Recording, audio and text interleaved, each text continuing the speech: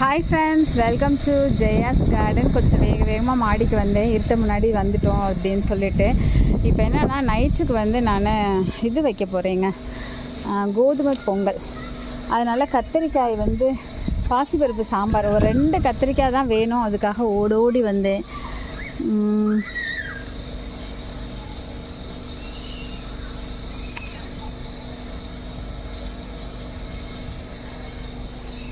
ரெண்டு குட்டி கத்திரிக்காய் தான் பறிச்சிருக்கேன். ஒரு பெரிய கத்திரிக்காய் ஒன்று கடந்த மாதிரி இருந்தது, அதை எங்கே கவனிக்காமல் இருந்தால் கிடக்காங்க.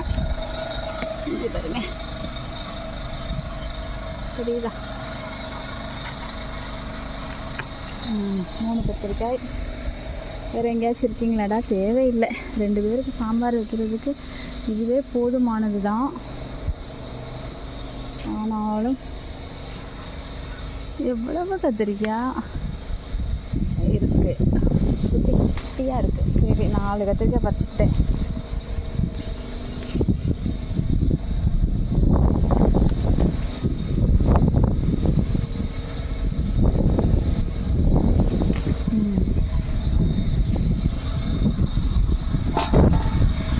ஒரு பெரிய கத்திரிக்காய், ஒரு 4 சின்ன கத்திரிக்காய் பறிச்சுக்கிட்டேன்.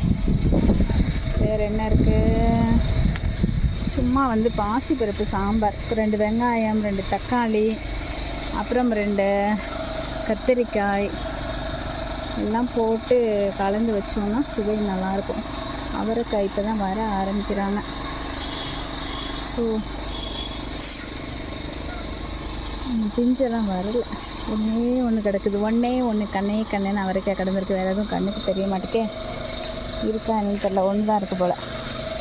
சரி, போதும்னு நினைக்கிறேன். போதும், வெங்காயம் கொஞ்சம் நிறைய போட்டு தக்காளி எல்லாம் போட்டு வச்சுருவேன். ஓகே ஃப்ரெண்ட்ஸ், சின்னதாக ஒரு அறுவடை பண்ணிக்கிட்டேன். இப்போ போய் பாசிப்பருப்பு சாம்பார் வச்சு கோதுமை ரவையில் பொங்கல் வைக்க போகிறேன் ஃப்ரெண்ட்ஸ். ஓகே, இந்த ஒரு சின்ன அறுவடை உங்களுக்கு பிடிச்சிருக்கா அப்படின்னு சொல்லி எனக்கு கமெண்ட் பாக்ஸில் சொல்லுங்கள். பிடிச்சிருந்தால் லைக் பண்ணுங்கள், ஷேர் பண்ணுங்கள், கமெண்ட் பண்ணுங்கள், மறக்காமல் சப்ஸ்கிரைப் பண்ணி சப்போர்ட் பண்ணுங்கள்.